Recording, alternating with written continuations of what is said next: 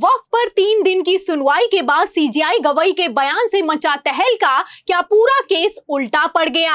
आपको बता दें कि एक तरफ सीजेआई गवई ने संकेत दिया कि कुछ बड़ा होने वाला है, वहीं दूसरी तरफ मुस्लिम संगठनों ने शाहीन बाग और किसान आंदोलन की तरह अनिश्चितकालीन धरने का आगाज कर दिया है। तो सीजेआई गवई की किस टिप्पणी के चलते फंस गया है वक्फ कानून, आपको बयान सुनाएंगे। और आखिर कौन सी वो दलील है जिसके चलते सुप्रीम कोर्ट से भाग खड़ी हुई है मोदी सरकार, उस पर भी आएंगे। लेकिन खबर में सबसे पहले किस तरीके से मुस्लिम संगठनों ने हल्ला बोल किया है, बिग ब्रेकिंग देखिए। खबर आप देखिए नवभारत टाइम्स की। देखिए इसमें लिखा हुआ है कि वक्फ संशोधन कानून के खिलाफ फिर उठी आवाज, जयपुर में मुस्लिम संगठनों का धरना। तो एक बार फिर से धरने का आगाज कर दिया गया है, सिर्फ जयपुर में नहीं, कई राज्यों में, बिहार में, आंध्र प्रदेश में, तमिलनाडु में अनिश्चितकालीन धरना शुरू हो चुका है। आपको बता दें जहां एक तरफ सुप्रीम कोर्ट में वक्फ की सुनवाई पूरी हुई है, वहीं दूसरी तरफ फिर से मुस्लिम संगठन सड़कों पर उतरा है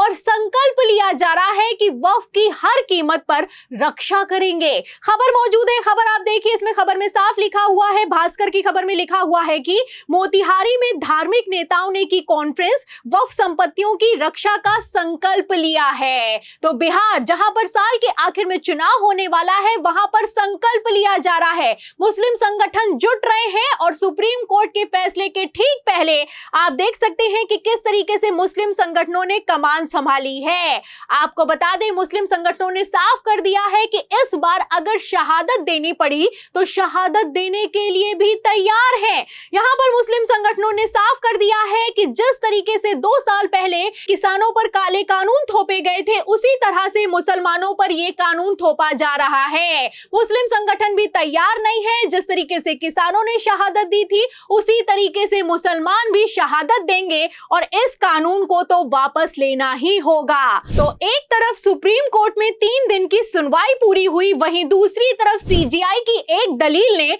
बवाल खड़ा कर दिया है, हड़कंप मच गया है।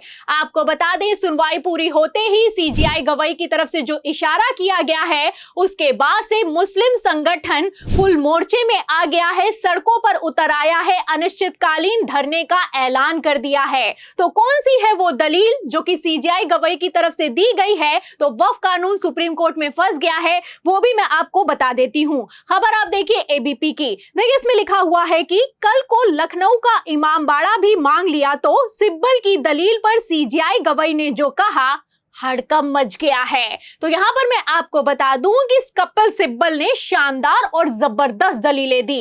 कपिल सिब्बल ने साफ कह दिया कि 200 साल से जो मुसलमान जहां पर कब्रिस्तान बनाए हुए हैं, लाशों को दफनाया जा रहा है, उस संपत्ति को वक्फ कैसे वापस कर सकता है? और कपिल सिब्बल यहीं पर नहीं रुके, आगे उन्होंने कोर्ट से कहा कि सोच कर देखिए, कल को लखनऊ के इमामबाड़े को लेकर भी पेंच फंस गया और इसको भी वापस मांगा गया तो ये अपने आप में बहुत बड़ी बात होगी। तो कपिल सिब्बल ने जबरदस्त और शानदार दलीलें दी हैं। अब इन्हीं दलीलों पर सीजेआई गवई ने एक बयान दिया है और इस बयान को लेकर हड़कंप मच गया है। आपको बता दें सीजेआई गवई ने भी समर्थन कर दिया है एक तरह से मोदी सरकार का और कह दिया है कि रजिस्ट्रेशन तो करना ही होगा और कागज तो दिखाने ही होंगे। फिलहाल सीजेआई गवई ने क्या कह दिया, छोटा सा बयान है, फटाफट से आपको खबर का मेन पॉइंट पढ़कर सुना भी देती हूं।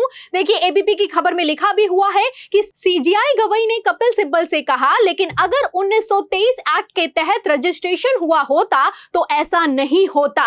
ऐसा नहीं है कि 1923 से 1925 या 100 साल से रजिस्ट्रेशन कभी अस्तित्व में था ही नहीं। तो आप देख सकते हैं कि सीजेआई गवई ने जहां एक तरफ बयान दिया है, वहीं दूसरी तरफ मुस्लिम संगठनों ने भाप लिया है कि सुप्रीम कोर्ट में केस फंस गया है और मामला पलट सकता है। एक तरफ सीजेआई गवई का दिया गया बयान वायरल है, वहीं दूसरी तरफ मुस्लिम संगठन फुल फॉर्म में आ गए हैं। आपको बता दें इसी मसले पर जब पूर्व सीजेआई खन्ना ने सुनवाई की थी तो सुनवाई के दौरान कह दिया था कि जो पुरानी बातें हैं, जो इतिहास है, जो अतीत में बीत चुका है, उसे दोबारा से लिखा नहीं जा सकता है। एक तरफ पूर्व सीजेआई खन्ना ने कहा कि अतीत को दोबारा से लिख नहीं सकते हैं, वहीं दूसरी तरफ मौजूदा सीजेआई गवई कहते हैं कि 1923 में और 100 साल पहले भी रजिस्ट्रेशन था, आखिर क्यों तब रजिस्ट्रेशन नहीं करवाया गया। फिलहाल यहां पर मैं आपको बता दूं कि पूर्व सीजेआई खन्ना ने वक्फ की सुनवाई के दौरान कह दिया था कि 14वीं सदी की मस्जिद है और इस मस्जिद के कागज कहां से आएंगे। एक तरफ जहां पूर्व सीजेआई खन्ना की तरफ से तल्ख और तीखे सवाल मोदी सरकार से किए गए थे, वहीं दूसरी तरफ सीजेआई गवई के बयानों ने हड़कंप मचा दिया है। आपको बता दें, पूर्व सीजेआई खन्ना ने तो यहां तक कह दिया था कि रजिस्ट्रेशन अगर नहीं है तो आखिर कैसे एक कलेक्टर वक्फ की संपत्ति को छीन सकता है। यहां पर मैं आपको बता दूं कि सॉलिसिटर जनरल तुषार मेहता कह रहे थे कि उन्हें रजिस्ट्रेशन करवा लेना चाहिए और रजिस्ट्रेशन करवाने से उन्हें किसने रोका है। फिलहाल तुषार मेहता की दलीलों पर पूर्व सीजेआई खन्ना ने एक बयान दिया था, और क्या बयान दिया था ध्यान से सुनिएगा, क्योंकि यही वो बयान है जिसके चलते पेज फंस गया है। पूर्व सीजेआई खन्ना ने कहा था कि क्या ये न्याय संगत है, जैसे ही कलेक्टर फैसला करने लगेगा वह संपत्ति वक्फ की नहीं रह जाएगी, क्या ये उचित है। तो कई तरह के सवाल किए गए पूर्व सीजेआई खन्ना की तरफ से, वहीं दूसरी तरफ सीजेआई गवई का इशारा किसी और तरफ जाता हुआ नजर आ रहा है, क्योंकि यहां पर मैं आपको बता दूं कि सीजेआई गवई के सामने मोदी सरकार ने एक तरीके से घुटने भी टेक दिए हैं। यहां पर मैं आपको बता दूं कि तुषार मेहता ने सीजेआई गवई से तो यहां तक कह दिया है कि अगर कलेक्टर वाले क्लॉज से दिक्कत है तो उस क्लॉज को माय लॉर्ड चाहे तो डिलीट किया जा सकता है। एक तरफ डिलीट करने की डिमांड की जा रही है, वहीं दूसरी तरफ सीजेआई गवई का कहना है कि सिर्फ क्लॉज या फिर कि नियम को क्यों डिलीट किया जाए, पूरे के पूरे इंटायर सेक्शन को ही डिलीट कर देना चाहिए। तो जबरदस्त बहसबाजी हुई है, वक्फ की सुनवाई हुई है और यह सुनवाई 3 दिन तक चली है, और इस सुनवाई के बाद सीजेआई गवई ने तो यहां तक कह दिया है कि मुझे वक्फ कानून को कैंसिल करने के लिए एक मजबूत केस की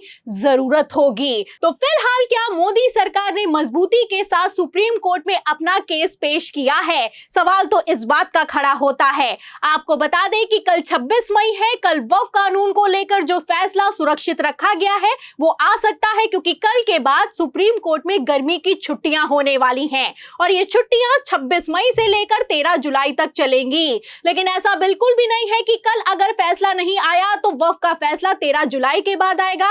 यहां पर मैं आपको बता दूं कि ये जो छुट्टियां हैं, इन छुट्टियों में भी 5 खंडपीठ काम करने वाली हैं। इसमें सबसे पहले सीजेआई गवई की खंडपीठ काम करेगी, जो कि 26 मई से लेकर 1 जून तक बैठेगी। तो 1 जून तक फैसला आ सकता है। अगर फैसला 1 जून को नहीं आया तो वो 13 जुलाई के बाद आएगा। फिलहाल क्या फैसला आएगा ये तो आने वाला वक्त बताएगा, लेकिन मुस्लिम संगठनों ने मोर्चाबंदी शुरू कर दी है। जमीयत उलेमाए हिंद के अध्यक्ष ने तो यहां तक कह दिया है कानून 2025 को किसी भी हालत में स्वीकार नहीं किया जाएगा।